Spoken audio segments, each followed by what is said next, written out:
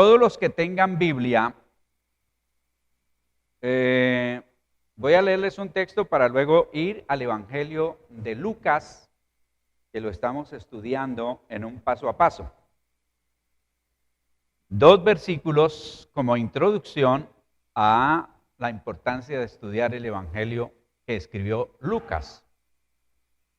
El primer versículo está en Romanos capítulo 15, versículo 4, versión internacional, dice: de hecho, todo lo que se escribió en el pasado y se escribió para enseñarnos, a fin de que, alentados por las Escrituras, perseveremos en mantener nuestra esperanza. Diga amén. Lo que se escribió con el propósito de guiarnos, de enseñarnos, de mostrarnos que hay una respuesta de Dios para nuestra necesidad. Y les voy a leer otro texto que es el último versículo que escribe el apóstol Juan. Y el apóstol Juan dice, al terminar su evangelio: Jesús hizo también muchas otras cosas, tantas que si se escribieran cada una de ellas, pienso que los libros escritos no cabrían en el mundo entero. Se utiliza aquí una hipérbole, pero de todas maneras está el apóstol Juan, el más cercano al Señor, diciendo que muchísimas cosas se escribieron. Luego él dice que, estoy leyendo como si fuera de para atrás, pero este es el discípulo quien da testimonio de estas cosas y las escribió. Y estamos convencidos de que su testimonio es verídico. Y hay otro texto que dice que lo que se escribió para que nosotros creamos y seamos salvos, tengamos vida eterna. Dentro de todas las cosas que hizo el Señor Jesús, el Espíritu Santo guió a 4 hombres, Mateo, Marcos, Lucas y Juan, para que escribieran aquellas cosas que nosotros debemos de enterarnos para poder afianzar nuestra confianza en Dios para salvación, para vida eterna. Diga amén. ¿Qué quiere decir? Que así sea. Ahora diga conmigo: Padre Celestial, te doy gracias en el nombre de Cristo Jesús. Gracias, Señor, por la vida. Gracias por la palabra. Gracias porque el Espíritu Santo va a traer a mi vida revelación de esta palabra para que yo pueda cada día creer más, servirte y amarte. Gracias, Señor. Amén. Bueno, vamos a continuar con el Evangelio de Lucas y hoy nos vamos del versículo 39, que vamos a terminar el capítulo 1. Capítulo 1 tiene 80 versículos y nos habla de muchas cosas que seguramente pues las hemos leído, pero no les tomamos mucha importancia, y en determinado momento, no es que en este momento usted las necesite, muchas veces quedan allí en nuestra mente, en nuestro corazón, y cuando sean necesarias, el Espíritu Santo nos va a recordar lo que hizo el Señor con Zacarías, lo que hizo con Elizabeth, lo que hizo con la Virgen María, lo que hizo con José, lo que hizo con los ángeles, lo que hizo con toda esa gente, lo puede hacer con nosotros. Entonces, dice que después que María se enteró que iba a ser la madre del Señor Jesucristo, cuando habló con el ángel Gabriel, versículo 39 dice: a los pocos días María emprendió el viaje y se fue deprisa a un pueblo de la región montañosa de Judea. La primera cosa es que nosotros a veces nos sentimos héroes porque yo me vengo a 9 kilómetros, 9 kilómetros, 800 metros de la casa. Digo, tremendo si yo voy lejos a reunirme. Don Antonio más o menos y familia se viene a unos, creo podremos sumarle unos 5 kilómetros más o 6.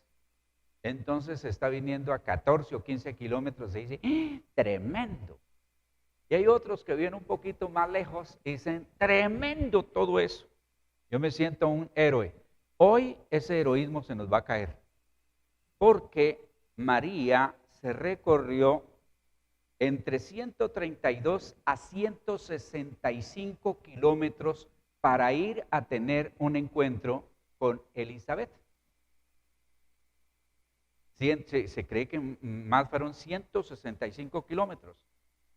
Y se dice que ella fue allí por diferentes razones. Una, cuando se supo que estaba embarazada, el Evangelio de Mateo nos cuenta que José quiso abandonarla. Y entonces, como todo pueblo, surge el chisme y toda la cosa por allá.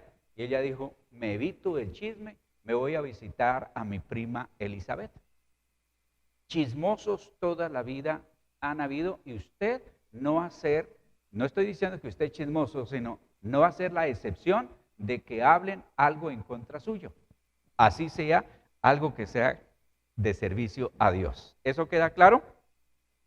Bueno, al llegar entró a la casa de Zacarías y saludó. Aquí tenemos algo que es bueno que enseñemos a los niños y que nosotros mismos practiquemos, saludemos. El saludo de los hebreos era tan largo que cuando el Señor Jesucristo le dijo, mire, se van a evangelizar, pero cuando encuentren en el camino no saluden a nadie, porque ellos comenzaban a saludarse desde antes de encontrarse y luego se paraban y hablaban y continuaban otro tiempo después hablando. Un saludo podía durar hasta 1 hora. Claro que yo conozco gente que cuando sale a hacer algunas compras y algunas cosas, el saludo dura un buen tiempo. En la actualidad y sin ser hebreos, colombianos. La otra cosa es que ella al llegar saluda. Usted observa en la Biblia las reglas de urbanidad. Enseñemos a los niños a saludar. Yo no sé por qué, si en las escuelas, si en las casas, pero es que un niñito chiquito, hola, o sencillamente pasa hasta casi tumbándolo a uno y ya no saluda. Las mamás y los papás no enseñan a los niños a saludar. Esperamos, los dos lugares de educación, realmente educación, son la casa y la iglesia, porque en los colegios ahora solamente dan conocimiento. ¿Están aquí?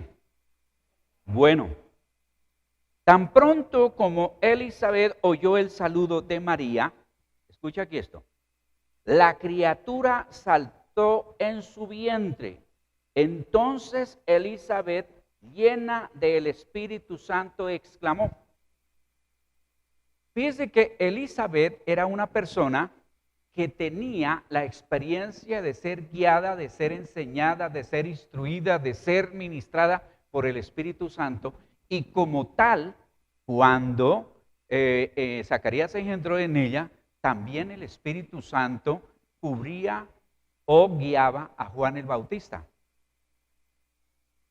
Nuestros hijos recibieron a través de la mamá la información para bien o para mal de lo que los papás y de lo que su entorno sucedió.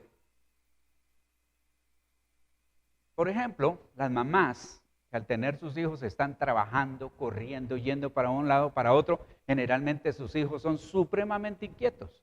Nos explicaba un doctor que se gana unos buenos premios internacionales, que todo es transmitido al hijo. Y entonces esos muchachitos salen acelerados. Cuando la mamá tiene un embarazo normal, se siente amada, querida, apreciada, valorada, su hijo va a tener menos conflictos. ¿Ahora sí entienden por qué somos tan cansones? Ahora sí entienden por qué uno se mira al espejo y dice, pero los crespos se alisan y dicen que yo quisiera ser de pelo liso. Y los que tienen pelo liso cogen y se lo queman y de todo para encrespárselo. Los que son blancos cogen y se van a la playa y se queman a como dé lugar. Los altos se vuelven jorobados tratando de esconderse y los chiquitos se sienten acomplejados. No debe ser así, porque Dios nos hizo uno por uno. Nosotros no somos hechos en serie. Dios nos hizo uno por uno. Y Dios no se equivoca. Bueno, le saluda y le dice, bendita tú entre las mujeres, bendito es el hijo que darás a luz. O en otras versiones, bendito el fruto de tu vientre que es Jesús. Una persona bendecida es aquella que cuenta con la aprobación de Dios. Dios nos puede bendecir, en la Biblia nos enseña, yo puedo bendecir a mis hijos por ser el padre y a ustedes por tener un llamado de Dios para bendecirlos. El Señor le ordenó a los sacerdotes del Antiguo Testamento, en el libro de Números encontramos la bendición sacerdotal y al leer la Biblia encontramos cómo Dios dijo a los sacerdotes, les dijo, ustedes están aquí para enseñar al pueblo, para guiarlos y para bendecirlos. De allí es donde sale entre nosotros, y ya todo el mundo ha aprendido porque es algo muy bonito, y dice, Dios lo bendiga. Eso es bien porque Dios bendice, pero nosotros estamos en la capacidad de bendecir, y no quería decir esto, pero también de maldecir. Y se hace efectiva las bendiciones o las maldiciones. Noé estaba borracho. Su hijo lo encontró borracho, lo encontró desnudo y hay diferentes interpretaciones. Algún día miramos de qué se trató todo eso, pero el caso es que se levantó y todavía con el tufo, la borrachera, bendijo a uno y al otro lo maldijo. Y hasta el día de hoy todavía se siente la maldición que pronunció Noé. Entonces nosotros, ahora dice Dios que no nos ha puesto para maldecir, sino ¿para qué? Uno tiene ganas cuando, iba a decir que los ciclistas, pero no, esos son todos buenas personas porque aquí hay 3 o 4. Entonces, se le atraviesa a alguien y uno dice, por lo menos yo, Señor bendícelo. Porque la rabia que tiene uno, la molestia es a maldecir. No lo debe de hacer. Uno debe de bendecir. Bueno, le hace una pregunta que es muy importante, cómo el Espíritu Santo de Dios nos va guiando. Esto no es de intelecto, esto no es de inteligencia, esto no es de capacidad, esto no es de cultura, esto es un regalo o una intervención de Dios en nuestras vidas cuando Él hace que las personas reconozcan lo que es de Dios. Dice allí, pero ¿cómo es esto que la madre de mi Señor venga a verme? ¿Quién le contó a Elizabeth que María estaba embarazada? ¿Quién le contó a Elizabeth que el niño que iba en el vientre de María era el Señor? La palabra ahora, señor Arias, señor Castillo, señor Erazo, esa palabra se devaluó. La palabra en el tiempo del Señor Jesucristo y muchos años después solo se le daba a Dios. Por eso cuando los emperadores romanos, que a propósito fue don Augusto, el del tiempo del nacimiento del Señor Jesucristo, que les voy a contar, si ojalá Dios me preste la vida, el próximo jueves, quién era, por qué se volvió así, porque se dio el título de emperador, de supremo, y se hizo llamar Dios. Entonces muchos cristianos murieron porque no le decían al emperador Señor. Le ponían una estatua y le decían, dígale Señor. Y yo, no, Señor es solo Jesucristo. No se le decía Señor a todo el mundo, porque Señor significa en esencia dueño absoluto de todas las cosas. Y el dueño de todas las cosas es Dios. Bueno, entonces, ¿quién hace eso? El Espíritu Santo. Le reveló a Elizabeth que ella estaba embarazada y que ese ser que estaba dentro del vientre de María era el Señor, el Salvador, el Dios, el que habían esperado por miles de años. Estamos hablando de gente que hacía 400 años no tenían profetas. El último profeta fue Malaquías y se portó tan mal ese pueblo que dijo Dios, no les vuelvo a hablar a través de profetas. Y en esos 400 años, vaya lo que sucedió. Las guerras más crueles, unas cosas horribles que están escritas o profetizadas en el libro de Daniel, capítulo 11, y luego desarrolladas en los libros de Macabeos.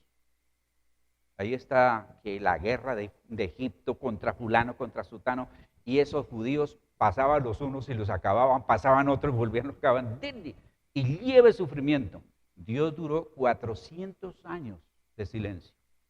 No hubo profeta. Luego volvió el Señor a hablarle a esa gente a través de Gabriel y le habló a Zacarías. Y ahí comienza entonces nuevamente.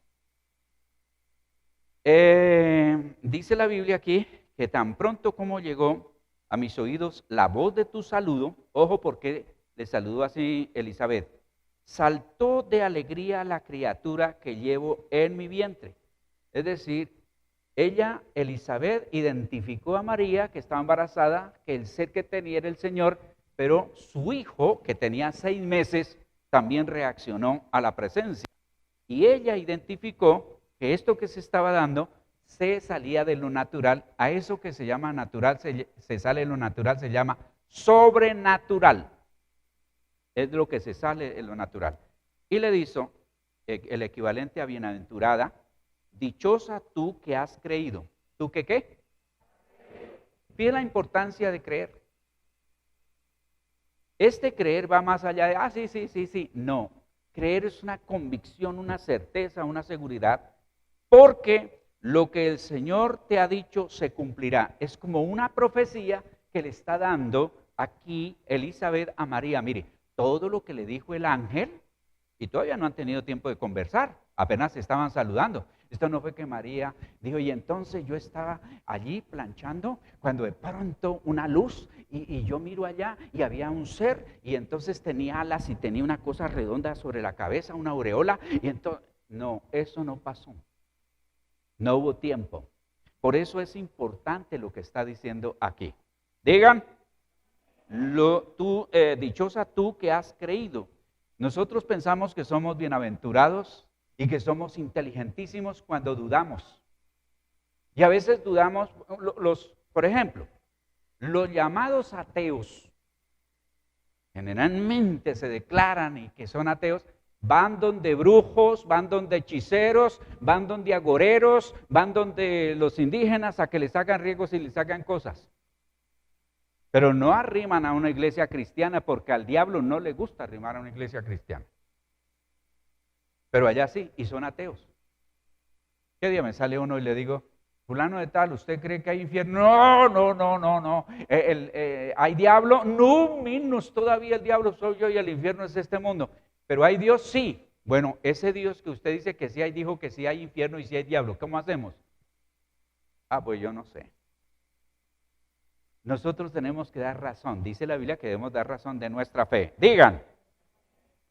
María comienza porque los hebreos comenzaban a hacer lo que ellos llaman, o lo que algunos cristianos llaman cántico nuevo. Y es que Sebastián sube aquí y comienza a decir, hoy tengo inspiración y voy a tener cántico nuevo. Bueno, no voy a hablar de Sebastián porque está allá. Hablemos de Silvia, que está aquí. Hoy voy a cantar y entonces dice, hoy tuve un día muy feliz, te agradezco, Señor. Y ellos cantaban así. No eran acartonados, escolásticos y raros, así como nosotros que a veces cantamos, ni siquiera estamos pensando en lo que estamos cantando. Ellos dejaban que se diera el cántico nuevo. Otra vez digan, ¿qué? María en su cántico hace 12 alusiones a las escrituras del Antiguo Testamento, porque el Nuevo Testamento no estaba. 12 veces citó la Biblia en lo que ella pronunció o cantó. ¿Se da cuenta que si hay cosas para uno aprender, no importa que lleve 25 años en la iglesia? ¿Sí o no? 12 veces. En esto que ustedes miran, que está escrito aquí, que vamos a leer rápidamente, citó 12 veces. Y luego comienza a decir, mi alma glorifica al Señor. María estaba diciendo, yo glorifico al Señor, y alguien podría decir, sí, a Dios el Padre. Pero ella estaba hablando de quien iba en su vientre. Y les voy a mostrar por qué. Mi espíritu se regocija en Dios mi Salvador. ¿Quién es el Salvador? ¿Ese? Ella ya se estaba refiriendo a su propio hijo y reconociendo que él era el Salvador porque el ángel ya le había dicho. Ahora la Biblia dice que Dios busca gente que le adore en espíritu y en qué? Y verdad. Porque Dios es espíritu. Entonces Dios dice, acomode lo material a lo material, acomode lo espiritual a lo espiritual, acomode cada cosa en su lugar. No revolvamos. Nosotros a veces, o yo no sé qué pensaría usted, cuando de pronto alguien lo invita y le dice, siga, le voy a servir el almuerzo y la mesa está en el baño. Y de pronto usted sale y encuentra que, es decir, todo al revés. No, cada cosa tiene su sitio, su lugar. Así también la vida espiritual y la vida cristiana, ¿de acuerdo? Bueno, porque se ha dignado fijarse en su humilde sierva. En una versión habla de la bajeza. Esta versión internacional ya es más, dice, en la humildad de su sierva. Fíjese que aquí es donde muchos dicen, María, la Madre de Dios. Bueno, ¿y cómo hacemos que ella dijo que era sierva? Bueno, muchas mamás sí son siervas. Le cocinan a los hijos, le planchan, le tienden la cama y lo que falta es que los bañen. Pero aquí estamos hablando de algo espiritual. ¿No? Estamos hablando de algo espiritual aquí. Del reconocimiento de alguien. Ella está diciendo, yo estoy para servir. Un siervo es alguien que se entrega de tal manera que no dice yo quiero, yo pienso, yo me imagino, yo hago lo que me dé la gana. No, simplemente se limitaba a obedecer. ¿A qué? Y luego dice ella, dice, desde ahora me llamarán dichosa todas las generaciones. De aquí se han agarrado para decir que María es bienaventurada, que está por sobre todas las mujeres, de todas, tiene un gran privilegio y es ser la madre del Señor Jesucristo. Pero todas las mujeres fueron creadas por el Señor porque desde el principio varón y hembra los creó. 2, se habla y hay unos agarrones tremendísimos y yo les sugiero, la Biblia no se discute, la Biblia se obedece. ¿Cómo es? Eso no es para discutir, que vean. Pero sí hay gente que de pronto quiere que le enseñen y que le expliquen por qué. Como que tener hijos sea el pecado, como que tener hijos sea algo que le quita la dignidad a la mujer. Al contrario, si a través de tener hijos es que vino el Salvador, él había podido escoger venir de otra manera, como ángel o no sé cómo, pero él vino. Y cuando miremos el nacimiento del Señor Jesucristo, ya verá usted desde dónde nos cubre el Señor para que nadie se sienta que está por fuera. Entonces, eso es importante. De allí salen que no, que es dichosa, que es bienaventurada, que está por sobre todo el mundo, que por acá, y hay discusiones tremendísimas. Y comienza a dar las razones del por qué ella piensa así. Porque el poderoso ha hecho grandes cosas por mí.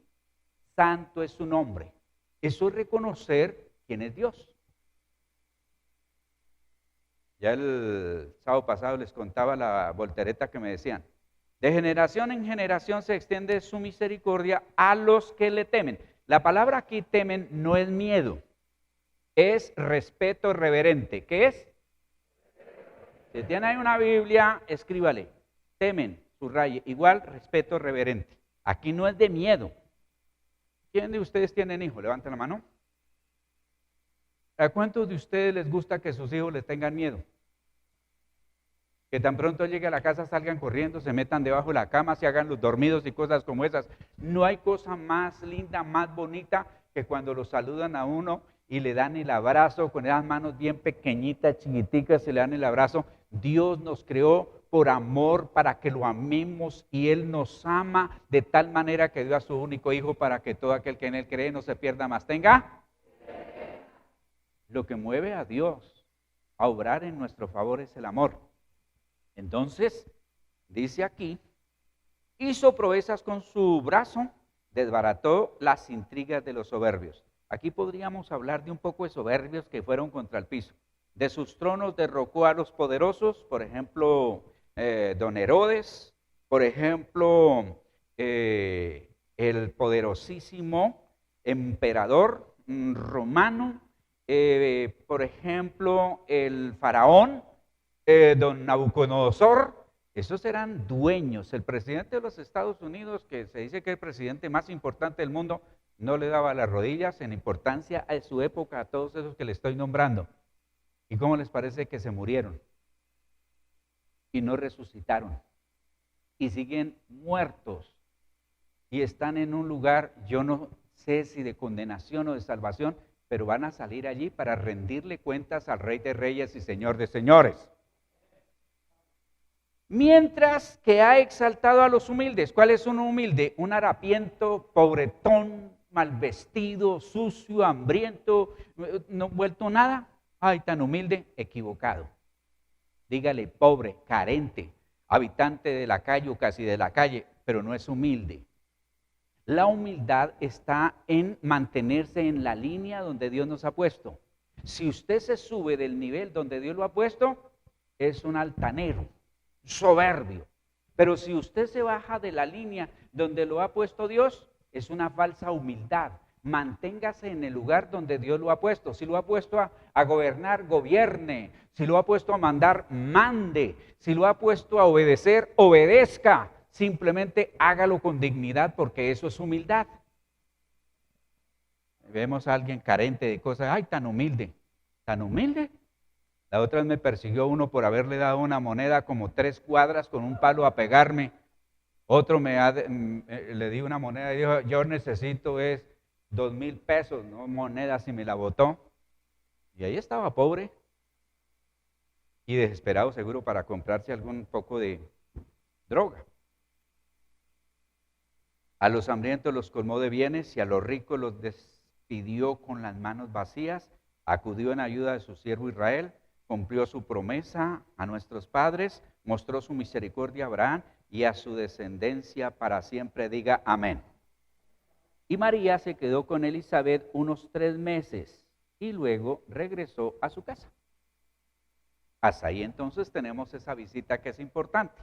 Viene algo que es el nacimiento de Juan el Bautista, porque hemos hablado de cuando fue anunciado, cuando llegó Zacarías lo engendró, eran mayores, eran viejos los dos, y con todo y eso tuvieron su hijo, porque para Dios no hay nada imposible. Aquí Elizabeth, la mamá de Juan Bautista, cuando se cumplió el tiempo, Elizabeth dio a luz un hijo. Tengo una nota. Familiares y amigos, en el momento que comenzaban los dolores de parto, hacían correr la noticia y entonces venían los familiares y amigos cerca a la casa, no en la casa, sino cerca a la casa, y con música, y comenzaban a cantar. Cante y cante allí, así que si se demoraba un día, los dolores de parto, ahí estaban un día, en la noche, y estaban cantando hasta que salía el anuncio. ¿Qué es? Varón, seguían cantando. Hembra, se iban de una. Eso hacían ellos. No había mucho aprecio por la mujer entonces, porque quien dijo, la mujer es valiosa, la mujer fue creada por Dios, la mujer tiene un lugar, fue el Señor Jesucristo. Por eso las mujeres aman al Señor. Por eso ese versículo dice, sus vecinos y parientes se enteraron de que el Señor había mostrado gran misericordia y compartieron su alegría. ¿Cómo compartieron su alegría? Con música.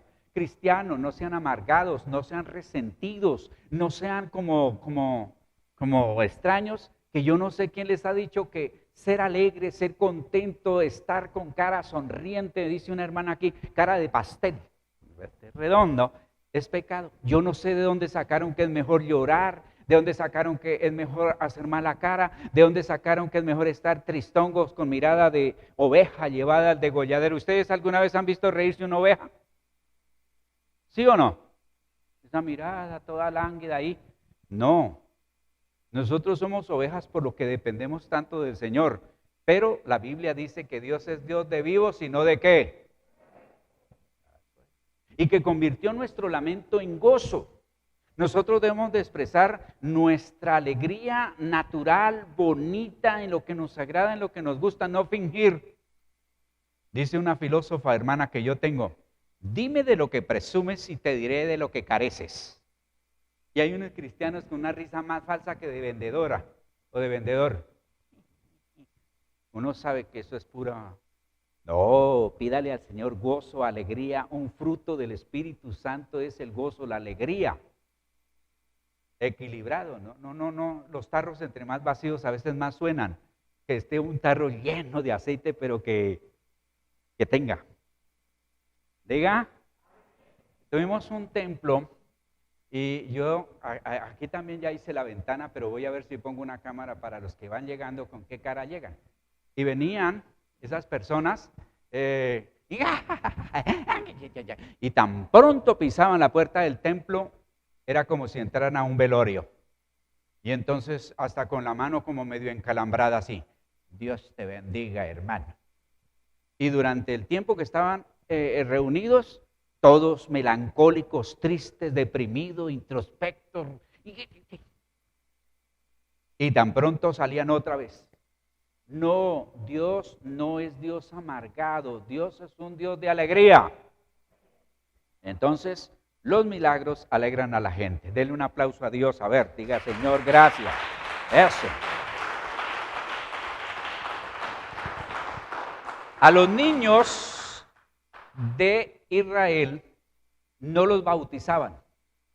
Por eso el Señor Jesucristo fue bautizado a los 30 años.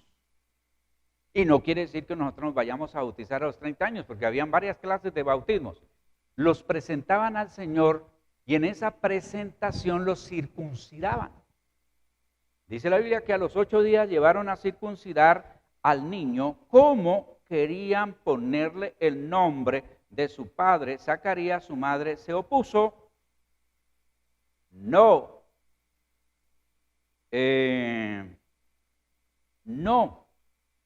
dijo ella, tiene que llamarse Juan. Todo nombre en la Biblia tiene un significado.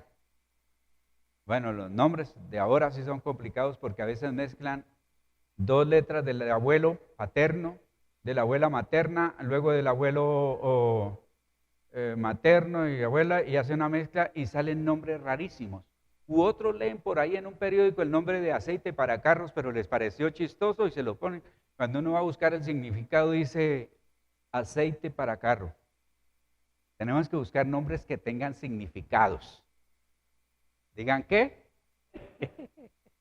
El nombre Juan significa el que es fiel a Dios, u otros dicen que puede significar también Dios es misericordioso. Entonces vale la pena que un hijo se pueda llamar Juan, porque ya sabemos el significado. Los que van a tener hijos, busquen en la Biblia significados. Ahora ya hay la manera de saber nombres con sus significados para que no vayan a ponerle el nombre. También en la Biblia dice lamento, agonía, amargura, lloro. No le va a poner el nombre lloro o risa.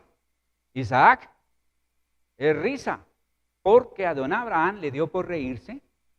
Se miró al espejo y yo con 100 años, 75 tenía cuando le dijo Dios que iba a tener un hijo.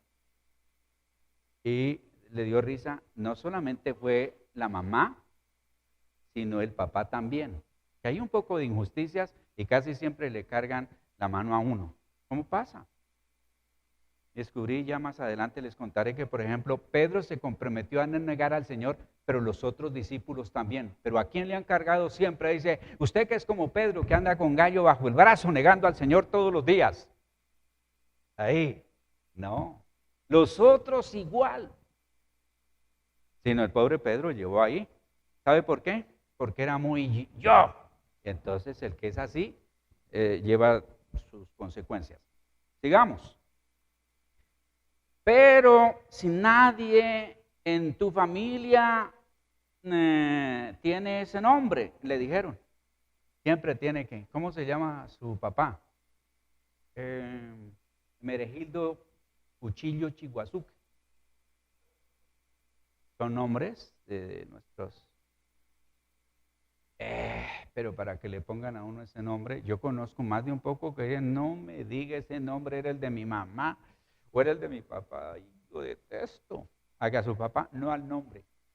Porque usted sabe que antes cogían y abrían el Bristol. Don Antonio, creo que usted fue así, con puro Bristol, ¿no? Bristol, San Antonio. Y listo. Se llama Antonio. Por eso salía cara en la canción que hoy es tu día. Y allí sale eso. Vale. Voy a averiguar si hay San Didier. Entonces le hicieron señas a su padre. Fíjate que la primera, no, fue la mamá. Y luego dijeron, no, pues aquí de todas maneras vamos a consultarle al padre para saber qué nombre quería ponerle al niño. Él pidió una tablilla, recuerde que estaba mudo por incrédulo. A Dios no le agrada que nosotros no le creamos. A Dios le agrada que le creamos. Y dice, su nombre es Juan. Escribió ahí en la tablilla. Todos quedaron asombrados, pero mire aquí. Al instante se le desató la lengua, recuperó el agua, el habla y comenzó a ¿qué? ¿Comenzó a qué? A alabar a Dios. Utilice la lengua para alabar a Dios. Cuando usted grabara las 24 horas de lo que habla en el día o en esas 24 horas, ¿cuántas palabras alabarían a Dios? Los estoy mirando. Todos los vecinos se llenaron de temor. Ya les digo que es reverencia. Y por toda la región montañosa de Judea se contaba lo sucedido. Quienes lo oían se preguntaban, ¿qué llegará a ser este niño? Porque la mano del Señor lo protegía. Digan, después de 400 años de silencio, habló el ángel, Gabriel. En esa época luego habló Elizabeth, en nombre de Dios. Luego habló María y por último Zacarías. Dios los usó haciendo una función de profetas. Pero fíjese que está reconocido como profeta únicamente Juan. Ni María, ni Elizabeth, ni Zacarías fue profeta. Esto para decirles a ustedes que si nos ponemos a orar y el Señor utiliza a alguien para dar una profecía, eso no convierte a esa señora o a ese señor en profeta. Que uno anda escuchando, habla la profeta no sé qué. Y el profeta no sé qué, y no sé cuándo, por todo lado, agarra a decir, y el Señor dice, esfuérzate y sé valiente, no temas ni desmayes, porque yo estaré contigo, y a citar la Biblia. Entonces yo soy más que profeta, porque todos los días le hablo a la gente de la Biblia. Yo no soy profeta. ¿Están aquí? Gracias a los que los están viendo, no hoy, sino otro día. La gente sale con cosas raras. ¿Qué día? Toda una congregación grande y un poco de señoras entre el lloro y el Señor dice que no teman y el Señor dice que crean. Y eso no es profecía. La profecía tiene parámetros. Debe de edificar, de consolar y ¿de qué? Animar. Y la profecía tiene que seguir los parámetros de la Biblia. No es para anunciar viajes, no es para anunciar matrimonios, no es para anunciar nada de eso. Y la profecía debe ser juzgada. A uno le sale por ahí con su... Y ¡ay, qué profeta! Y nomás que le digan a uno lo que quiere oír y ahí se convierte en un seguidor. ¿Sabían ustedes que la mayor parte de profecías eran rechazadas por el pueblo, mataban a los profetas y a la gente no les gusta casi oír lo que Dios quiere que uno haga? ¿Sabían o no? Fíjense que ustedes no están tan sonrientes si yo les dijera, por ejemplo, ahí Dios me está mostrando que todos ustedes van a conseguir plata, al terminar este año todos van a ser millonarios. Ahí estarían felices y dirían, eso, y saldrían diciendo, ahora sí voy a volver, más seguido. Pero, entonces, dice la Biblia que se puso a alabar a Dios y el cántico comienza a dar profecías. Las profecías, unas se cumplen inmediatamente. Mire, si usted está allá en el mar, en Buenaventura, le contamos a los que nos están viendo, de aquí para allá es Buenaventura. Y usted ve esta primera cordillera, antes de llegar a Cali, que se llama la Occidental, ¿cierto? Y hay un espacio ahí plano y se va y llega a Calarcá y entonces se encuentra la cordillera central. Y baja nuevamente y coge otro plan que lo conocen como plan del Tolima hasta llegar a Melgar y comienza entonces una cordillera que se llama la cordillera oriental. Algunas profecías apuntan a las tres, como si estuviera viendo unidas las tres, pero entre una y otra hay espacio. Por eso hay textos bíblicos donde ya se han cumplido, pero falta por cumplirse una parte de ese mismo texto bíblico. ¿Me estoy haciendo entender?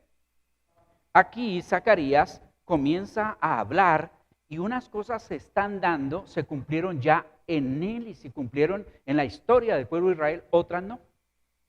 Y él dice, bendito sea el Señor Dios de Israel, porque ha venido a redimir a su pueblo. ¿A qué Señor está hablando? ¿Del Señor Jehová, Dios, Yahvé, o del Señor Jesucristo? Nos envió un poderoso Salvador en la casa de David su siervo, como lo prometió, ojo, como lo prometió en el pasado por medio de sus santos profetas. ¿Y dónde sé yo qué dijeron esos profetas? En la Biblia. En la Biblia. Les digo, y no es por envidia con ustedes, que ya también estamos de vez en cuando yendo a la iglesia Netflix, pero ahí no hablan de las profecías. Ahí no dicen nada de eso. Hay que leer la Biblia. Y esa es la ventaja, y por eso he traído mi Biblia para mostrarles a ustedes lo importante, porque uno la puede subrayar. Usted puede venir, usted no me venga a mostrar aquí una Biblia que dice, mire esta Biblia como la tengo yo, una la ve nuevecita, limpiecitica y de todo, dice, ¿y esta Biblia cuándo la compró, hoy o ayer? No, esta Biblia tiene 10 años. ¿Qué quiere decir? Que no la usa. Que no la usa. Bueno. Y comienza a hablar de la razón por qué va a venir ese profeta para librarnos de nuestros enemigos y del poder de todos los que nos aborrecen. Zacarías, al igual que todo el pueblo, esperaba al Mesías para que viniera a matar romanos. Y de que lo esperaban, dijo, no más que venga el Mesías para que acabe, para que destruya, para que arruine, para que acabe con todos. Y dice aquí, para mostrar misericordia a nuestros padres, al acordarse de su santo pacto, así juró Abraham, nuestro padre. Nos concedió que fuéramos libres del temor, diga amén, al rescatarnos del poder de nuestros enemigos. ¿Cuáles son nuestros enemigos? La muerte. Es un enemigo. Y dice el apóstol Pablo que ya fue vencido. El diablo. Dice la Biblia que fue vencido en la cruz del Calvario. El pecado. Antes de venir el Señor Jesucristo, el pecado dominaba a las personas. Lo llevaba a que hicieran lo que Él decía, es decir, esa fuerza era tan tremenda que los dominaba. Pero luego que el Señor Jesucristo vino, venció el pecado y ahora nosotros pecamos si queremos. Ninguno puede venir, por lo menos a mí y menos a Dios, a decirle, Señor, usted sabe que yo no quería.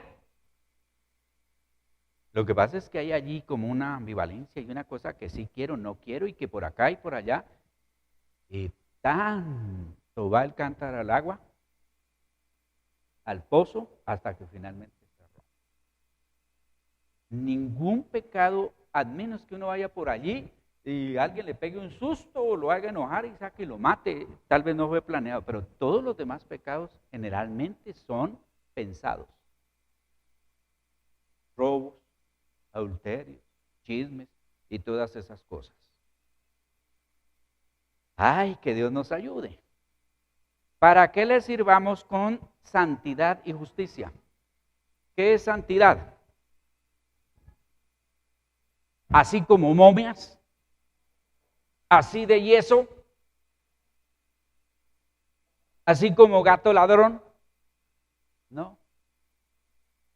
Le dicen a uno, también cree que los santos sudan. Y entonces, y no solamente sudan, si no se bañan huelen mal. ¿Qué es santo? El que Dios ha tomado y lo ha apartado para. Hay una santidad que Dios le regala, como si lo encontrara uno vuelto nada y le quites eso y le pone un vestido bonito, se llama santidad posicional. Y luego viene una santidad que se llama santidad progresiva, que es cuando uno va aprendiendo las cosas y va diciendo, esto no está bien, y va apartándolas de la vida, porque Él quiere, uno va aprendiendo.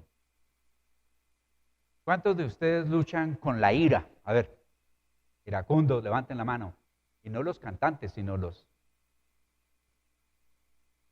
Hay algunos que me hacen disque así. Aunque es así. ¿Usted quiere ser iracundo? No. ¿Qué tiene que hacer? Pedirle al Señor, Señor, dame una forma, estrategia de ganarle la batalla a este problema. Y Dios nos va mostrando. Si ustedes me preguntan, ¿cómo lo ha hecho? Yo estaba peor que la soda cáustica cuando le cae agua. Una escasez reactivo terrible, terrible. Mi aguijón ha sido ese. Cállese. Yo no estoy diciendo que usted tiene que callar, que a lo mejor se pone a llorar, pero bueno, llore, pero no diga nada. Aléjese. Dios nos va a dar estrategias para poder manejar eso, pero ¿sabe qué? Estoy matando la ira hace 48 años y no he podido encontrarle la cabeza para deshacérsela. Sigo con ese problema. Y he leído que el Señor le dijo a Pablo, Señor, que sáname, que tengo este aguijón. Hay mucha discusión de qué era el aguijón. Y el Señor le dijo, bástate mi gracia. Es decir, y al otro que le dijo el Señor fue a Moisés. Moisés, Señor, tú eres bueno, misericordioso y grande. Y él quería que lo dejara entrar a la tierra prometida. Y Dios le dijo, a ver, basta, ni una palabra de ese tema. Hay ocasiones con que el Señor, y estoy yo pensando que el Señor dice, no me vuelva a pedir que le quite la ira porque ese es problema suyo, Osvaldito. Y de paso a todos los que levantaron la mano. Para eso los trajo Dios esta noche. Digan. Ay, Dios. Y dice el versículo, voy a saltarme aquí un poquito. Hablando aquí dice, y tú, hijo mío, serás llamado profeta del Altísimo. Ahí está hablando de Zacarías hablando de su hijo. Porque irás delante del Señor Jesús, para preparar el camino. Darás a conocer su pueblo la salvación mediante el perdón de sus pecados, gracias a la entrañable misericordia de nuestro Dios. Así nos visitará desde el cielo el sol naciente para dar luz a los que viven en tinieblas y en la más terrible oscuridad, para guiar nuestros pasos por la senda de paz. Digan, ¿qué? Y comienza entonces el proceso, porque yo no sé dónde ha sacado. ¿Quién ha leído de los que están aquí un evangelio apócrifo? Evangelio de no sé quién, eso hay muchísimos. ¿Quién? Uno. Bueno, les voy a contar allí porque no vale la pena. En el evangelio apócrifo el Señor Jesucristo era un niño mal geniado. Cualquiera que le hiciera cualquier gesto, le echaba su maldición, se secaba, se moría. Eso andaba matando niños a diestra y siniestra. El niño de los evangelios apócrifos. Ese niño cogía y hacía palomitas de barro, las soplaba y esas palomas salían volando. Ese niño cogía y ponía un mantel y aparecía comida. Y un poco de cosas absurdas. Eso no lo hace Dios. Que si Él lo puede hacer, sí, pero no lo haría porque se quitaría la humanidad del Señor Jesucristo, la limitación que Él tenía para poder redimirlo. La Biblia dice que fue tentado en todo y fue semejante a nosotros en todo, pero sin pecado. Igual pasó con Juan Bautista, desde que María estaba, Elizabeth llena del Espíritu Santo, y él también dice, el niño crecía y se fortalecía en espíritu. Y uno dice, ¿cómo? ¿Fakir? ¿Monje tibetano? Raro, extraño, ¿qué hacía ese niño? Normal. Tenía que ir por el agua, tenía que ir por leña, tenía que ir al templo, a la sinagoga, tenía que obedecer a Zacarías y a Elizabeth, que ya eran los papás viejitos, y los papás viejitos son más cansones que los jóvenes. Lo digo por experiencia. Ay, mire aquí riéndose un bebé. ¿Qué es eso? Sí, nosotros somos más cansoncitos. Vivió en el desierto hasta el día en que se presentó públicamente al pueblo de Israel. Estamos hablando de Juan Bautista.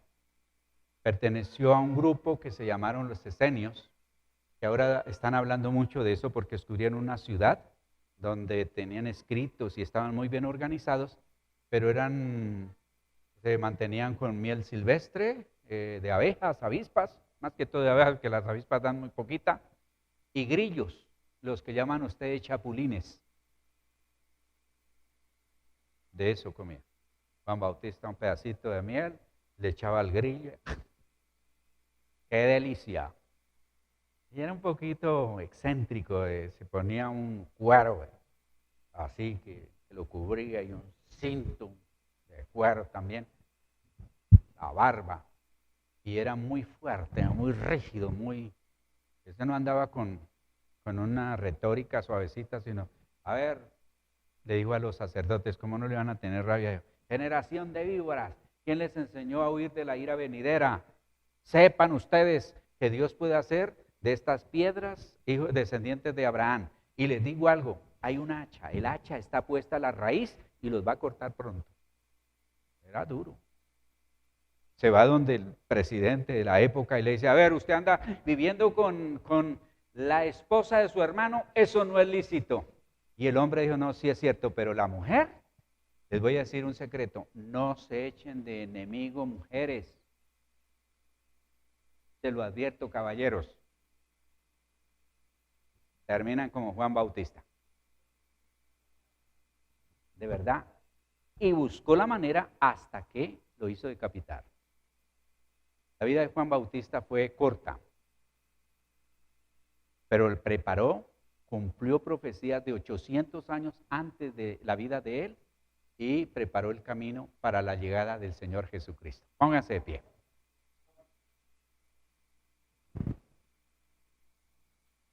Digan conmigo, Padre Celestial, aprendemos de tu palabra para que en algún momento de nuestra vida sigamos el ejemplo de estos hombres y mujeres que te sirvieron.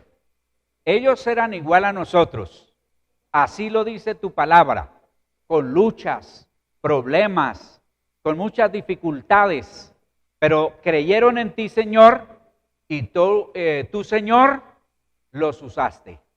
Levante su mano derecha y diga, Señor, aquí estoy, y de todo corazón te pido, Dios, que guíes mi vida y me enseñes cómo servirte. Gracias, Señor, porque me amas. Gracias, Señor, porque tienes un plan de salvación para mi vida. En el nombre de Cristo Jesús, Padre Celestial, hago esta oración. Amén. Aquí termina Enseñanzas a la luz de la palabra de Dios con el pastor Osvaldo Arias. Nuevo Auditorio Integral. Te invitamos a nuestras reuniones. Martes, oración, 7 de la noche. Jueves, doctrina bíblica, 7 de la noche. Domingo, 10 de la mañana, reunión dominical. Te esperamos con toda tu familia. Trae un invitado. Nuevo Auditorio Integral. Carrera 83A, número 1520, Barrio Ingenio 2, Cali, Colombia.